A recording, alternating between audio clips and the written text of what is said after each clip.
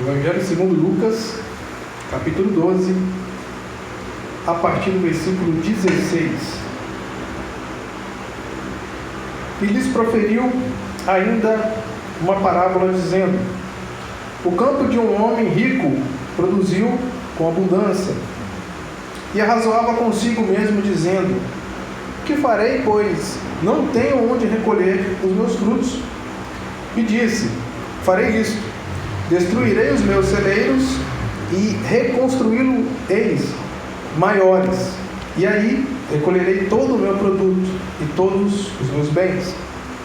Versículo 19: então direi à minha alma: tens em depósito muitos bens para muitos anos, descansa, come, bebe e regala-te.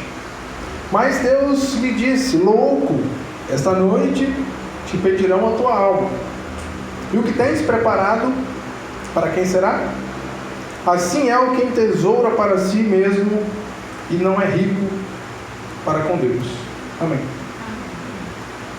Como eu disse, o texto bastante conhecido de todos nós crescemos ouvindo essas parábolas de Jesus sendo pregadas pelos irmãos. Mas um texto como esse nos faz refletir a cada dia sobre a nossa vida.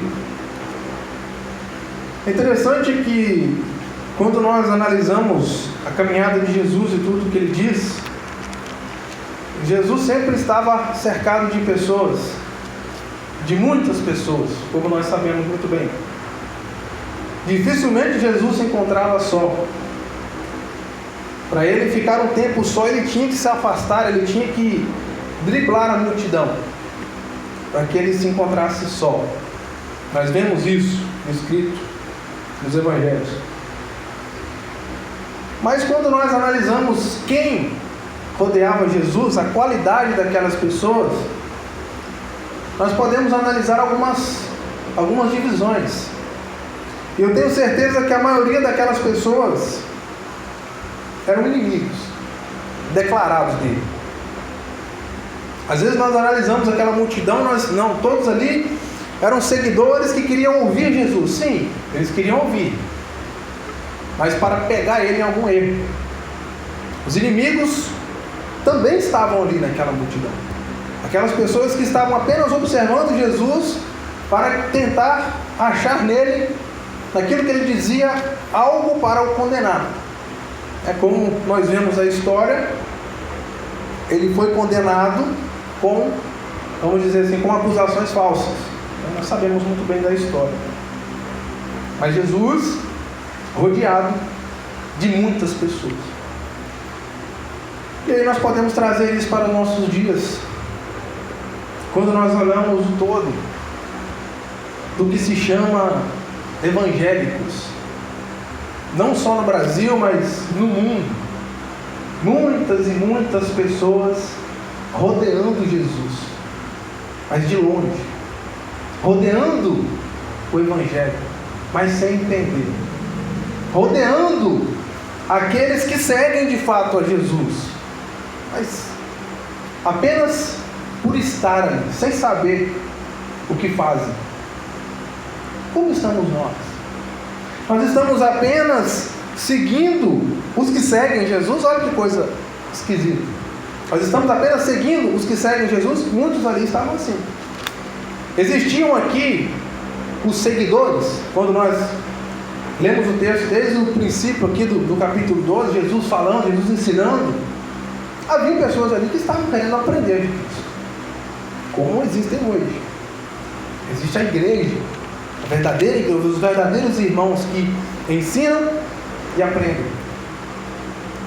Mas muitos estão acompanhando a igreja apenas de longe,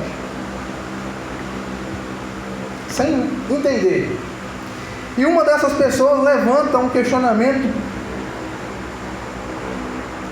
e Jesus tem uma reação, no mínimo, diferente, inusitada. Nos versículos anteriores aqui ao 16, alguém pergunta, alguém fala para Jesus: olha, mestre, ordena que meu irmão que reparta comigo a herança, no versículo 13. Jesus ensinando algo completamente diferente do assunto que aquele homem levantou para ele. E Jesus, olha, quem me constituiu juiz entre vocês? Eu não tenho nada a ver com o problema de vocês. E sabe, irmãos, quantas vezes nós temos levado para Jesus? As pessoas do mundo querem que Jesus resolva apenas os seus problemas daqui. Elas não entenderam que o maior problema delas é eterno. O mundo não consegue enxergar que o seu maior problema não são os desafios dessa vida aqui, mas é o porvir. É o depois que fechar os olhos aqui que vem o problema. É depois que fechar os olhos aqui, que não houver mais retorno, não houver mais chance, muitos vão, todos eles vão, os perdidos vão lamentar. Por que eu não ouvi? Eu estava rodeando aqueles seguidores de Jesus, eu rodeei Jesus por tanto tempo, mas eu não entendi. Eu não ouvi. Eu não consegui abrir meu coração para entender. E Jesus fala, olha, o problema de vocês, entre vocês, eu não sou juiz, eu não quero entrar na contenda de vocês. Jesus, ele se esquivava daquilo que não edificava. Jesus, ele estava ali para ensinar. Jesus não estava como um servo da multidão apenas para essas coisas aqui. A multidão, a grande maioria, não conseguia enxergar, não conseguia entender. E quando nós dizemos isso, nós não somos diferentes dessa multidão em nada. Em nada. A nossa única diferença, nós que estamos aqui, é porque nós já entendemos. É porque essa graça já nos alcançou. Essa que é a diferença. Mas em nada nós somos diferentes dessas pessoas, ignorantes. A nossa ignorância foi removida pela fé, removida pela graça, removida uma vez que nós aceitamos, nós entendemos a mensagem de Jesus. Às vezes nós analisamos tudo que os apóstolos passaram, que os discípulos viveram com Jesus e perguntamos para nós, mas como que eles não entenderam? Nós hoje como igreja temos um privilégio muito maior que eles tiveram. Nós temos o Espírito Santo conosco. Nós temos a Bíblia que nos conta tudo isso como exemplos. E às vezes nós somos mais fracos que eles. Às vezes não, nós somos. Os discípulos, apesar de tantos erros que cometeram, são pessoas exemplares, foram os pilares da igreja. Através deles, a igreja nasceu. Então Jesus agora ele começa, depois dessa situação que aconteceu aqui, Jesus ele resolve contar uma história. E ele conta uma história interessante que todos nós conhecemos, a respeito de alguém, de um agricultor, que colheu muitos frutos, talvez além do esperado por ele, em uma determinada safra, em uma determinada colheita. O importante que nós precisamos entender aqui, nessa parábola de Jesus, que ele não está condenando o homem porque ele produzia algo. Jesus ele não está trazendo esse exemplo, dizendo, olha, vocês precisam viver aqui sem produzir nada, vocês não precisam disso. Não. Eu já vi muita gente distorcendo uma coisa tão simples de entender como essa aqui. Só que esse homem, ao ver aquela colheita tão abundante, ele teve um pensamento lógico. Ele pensou, olha bem, os locais de guardar esse mantimento que eu tenho, eles são pequenos. Então agora eu vou derrubar os que eu tenho e vou fazer maiores. Que mal há? Que mal há em você ou em nós almejarmos um serviço melhor, almejarmos uma carreira, almejarmos um trabalho que recompensa melhor, almejarmos ter uma vida mais tranquila? Jesus não está condenando isso. A questão aqui é o versículo 19. Esse homem, ele para e ele analisa a sua situação, vê agora celeiros maiores, cheios, talvez como nunca tinha acontecido com ele nos anos que ele produzia. Ele fala para si mesmo: olha, tens em depósito muitos bens para muitos anos, descansa, come, bebe e regala-te. Uma vez que esse homem atingiu um nível um pouco maior de bens, de tranquilidade, de conforto, ele se esqueceu de todo o resto. Ele se esqueceu que essa vida, ela finda. Nós somos como o vapor. Agora está aqui e daqui a pouco se dissipa. Nós somos como os pecadores são, né? Naquela canção, como folha seca. A nossa vida é muito fácil de ser ceifada. Jesus, de forma nenhuma, ele condena os bens ou o buscar bens.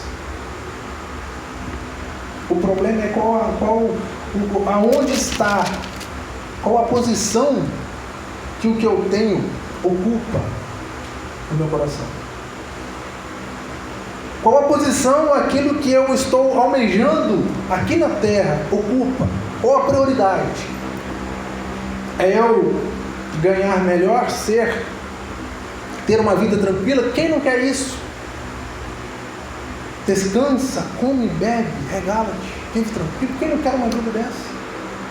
Todos nós, quando crescemos, sempre tem alguém que incentiva: não, estude para você ter um bom trabalho, para você ter uma vida tranquila.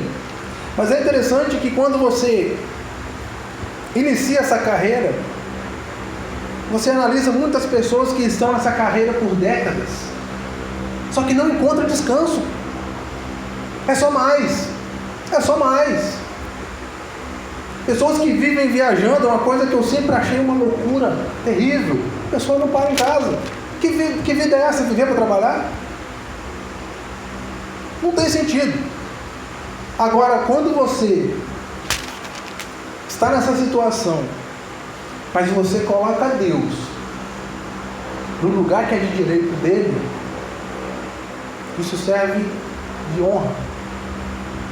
Aquilo que você tem passa a ser honra a Deus na sua vida, porque você começa a separar as coisas, não só em relação a, talvez alguém pensa, né? Aquele irmão que tem muito, ele é mais abençoado porque ele dá mais na obra. Não é por aí. Não é por aí. Às vezes aquele irmão que tem pouquinho, ele talvez é mais abençoado porque do pouquinho que ele tem, ele ainda ajuda. Assim também. Mas quando eu coloco Deus no lugar que é de direito dele, tudo que eu tenho honra a Deus. As pessoas vão olhar a minha vida, olhar a vida desse homem e ver: não, ele chegou, ele está assim, ele é próspero, porque Deus está em primeiro lugar na vida dele. O que Jesus está dizendo aqui é: olha, está dizendo para aquele homem que estava preocupado com a herança: olha, você precisa se preocupar com outra coisa primeiro.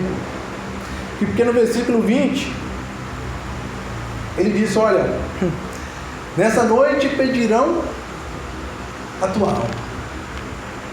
Sabe, meus irmãos, hoje as pregações não falam mais de morte.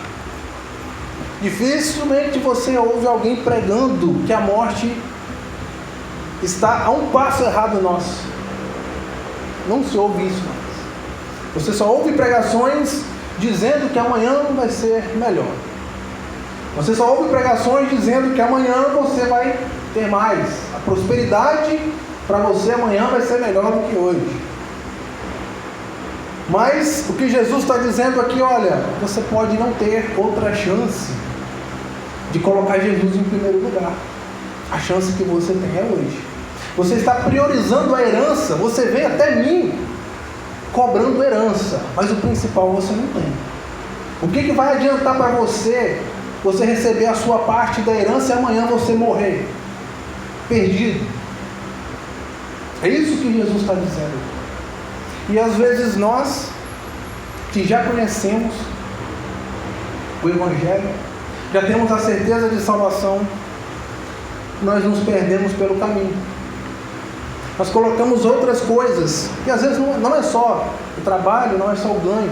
Quantas outras coisas, às vezes nós colocamos em primeiro lugar. Até a nossa família. A família não deve estar em primeiro lugar. Primeiro Deus. A família ela tem o seu lugar de importância, sim, na nossa vida, mas não é o primeiro. O primeiro é Deus. E agora, versículo 21. Assim é o que tesoura para si mesmo e não é rico para com Deus. Talvez tudo que nós almejamos, esse homem que pede aqui a sua parte da herança, tudo que ele queria, tudo que ele imaginava, talvez o mais alto que ele poderia chegar, era apenas aquele dinheiro, aquela parte da herança. Mas Jesus está dizendo para ele: olha, você está desprezando algo muito mais precioso. Você está menosprezando uma coisa que você pode não ter outra chance de obter. Você está desprezando a vida eterna com Cristo. Não se sabe quanto tempo esse homem estava seguindo a multidão ao redor de Jesus. É um ponto que eu gostaria de levantar aqui. Quantos e quantos há anos seguem a igreja e terminam perdidos? Terminam sem entender nada. Ah, mas por quê? O Evangelho não está sendo pregado com clareza? Não. Ah, mas por quê? É necessário um movimento diferente, técnicas de pregação? Não. Pela dureza do nosso coração. Quantas vezes o Evangelho fala comigo que já conheço, já tenho o Espírito Santo, mas eu rejeito? E que você nessa noite, que ouviu e entendeu, que você possa fazer diferente. Busque aquilo que é mais prioritário. Amanhã, quando amanhecer a segunda-feira, cada um de nós, com certeza, vai correr atrás do seu pão de cada dia. Isso é lícito, isso é bênção. Isso é o propósito de Deus na nossa vida. Mas essa não deve ser a nossa prioridade. A prioridade da minha segunda-feira não é o meu trabalho. Não pode ser. Tem que ser Deus. Tem que ser conhecê-lo mais. Tem que ser tirar o tempo, um tempo de qualidade para Ele também. Nós temos tanto tempo. Nós temos tempo para televisão. Nós temos tempo, tem que ter o tempo para trabalhar. Aí alguém até critica muito às vezes o nosso desleixo com horário para tantas outras coisas, mas com o trabalho eu não chego atrasado. Trabalho, senão eu vou ter desconto. Mas às vezes para o culto, que nós possamos não ser como esse homem, não priorizar apenas isso aqui. Ele fez uma pergunta justa para Jesus. Ao ponto de vista dele, sim. Esse homem que produziu mais do que o esperado aqui, ele estava errado naquilo que ele fez? Não. O errado foi colocar o que ele tinha em primeiro lugar, do lugar de Deus. Nós podemos sim descansar, e nós podemos descansar, comer, beber, ter paz. Mas primeiro porque nós temos uma esperança. Não é pelo que nós temos aqui, é porque nós temos a esperança. Que se hoje terminar para mim, se Jesus voltar para mim hoje, Talvez não volte para todo mundo, talvez não volte para a igreja, mas volte para mim, que eu possa estar em paz com Ele, que eu possa ser recebido por Ele em paz, em comunhão com os irmãos e em comunhão com Ele. Que você reflita nessa mensagem nessa noite. Jesus ainda, no versículo 22, ele vira para os seus discípulos e fala: olha, por isso eu vos advirto, não andeis ansiosos pela vossa vida, quanto ao que haveis de comer, nem pelo vosso corpo, quanto ao que haveis de vestir. Porque a vida é mais do que o alimento e o corpo mais do que as vestes. Prioridade. Prioridade. Às vezes nós ficamos tão aflitos por coisas que vão ficar aqui. E não adianta. Porque às vezes nós ficamos aflitos, coisa tão simples, o que eu vou vestir? Isso não deveria passar na nossa mente. Estar aflitos por uma coisa dessa. Porque Jesus, ele alerta aqui a respeito das prioridades. E Satanás, ele é tão astuto naquilo que ele faz, e é claro que o ser humano, o carnal ajuda, que ele infere na nossa vida, no nosso cotidiano, uma infinidade de motivos para ficarmos, desviar a nossa atenção, vamos colocar assim. Nós temos N motivos, nós temos N prioridades, e a verdadeira prioridade vai ficar esquecida. É uma estratégia que nós caímos às vezes. É tanta coisa que vai surgindo, não, isso aqui primeiro, às vezes deixamos de estudar a palavra de Deus porque aparece tanta coisa. Mas o prioritário seria tirar aquele tempo. Quem domina o meu tempo sou eu. Não posso deixar as coisas ocuparem o meu tempo. Eu que tenho que tomar conta do meu tempo. Quem divide o meu tempo sou eu. Não é um terceiro, não são os afazeres, sou eu. Eu sou responsável pelo meu tempo. E às vezes nós deixamos as coisas tomarem a frente e vão tomando a frente. Daqui a pouco se passou o dia todo, aqueles 10 minutos, 15 minutos eu não consegui tirar, porque eu abri mão, deixei acontecer. Que nós possamos, nós como igreja, sermos mais disciplinados com as prioridades. E se você ainda precisa dar um passo além, ter um entendimento diferente do que esse homem tinha, talvez já tenha um tempo que você acompanha, você está em volta da igreja, você está rodeando Jesus, mas talvez você ainda não entendeu. Que possa ser nessa noite o dia em que você de fato entenda que Ele só está pedindo prioridade. Ele só quer prioridade. Ele não quer que você abra mão de tudo que você tem. E uma vez que você entender o lugar de Jesus na sua vida, o restante Ele vai te ensinar. Às vezes as pessoas colocam resistência em se achegar ao Evangelho antes de entender. Não, eu não vou porque é muito difícil, porque tem que mudar. Não. Abra o seu coração primeiro. O resto, o Espírito Santo vai tornar isso um desejo seu de mudar.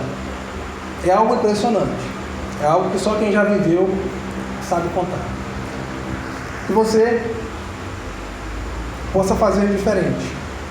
Ouvir essa palavra e dar prioridade a Jesus na sua vida. Amém.